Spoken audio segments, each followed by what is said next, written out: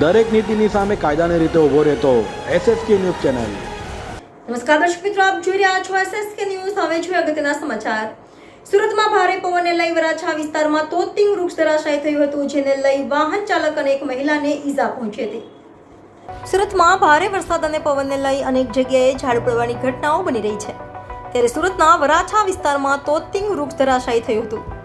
સતત પડી રહેલા વરસાદને લઈ વૃક્ષ પડવાના બનાવો બની રહ્યા હોય વરાછા પોલીસ સ્ટેશન સામે વૃક્ષ પડતા એક વાહન ચાલક વૃક્ષ નીચે દબાયો હતો। વાહન ચાલક અને એક મહિલાને ઈજાઓ પહોંચતા હોસ્પિટલે ખસેડાયા હતા। તો બનાવને લઈ વરાછા પોલીસ સાથે ફાયરની ટીમ ઘટના સ્થળે દોડી ગઈ હતી અને ફાયરની ટીમે રોડ પરથી વૃક્ષ દૂર કરવાની કામગીરી હાથ ધરી હતી। તો વૃક્ષ એક ટેમ્પા પર પડતા વાહન ચાલકને સામાન્ય ઈજાઓ પહોંચી હતી। દરેક નીતિની સામે કાયદાની રીતે ઊભો રહેતો SSK ન્યૂઝ ચેનલ।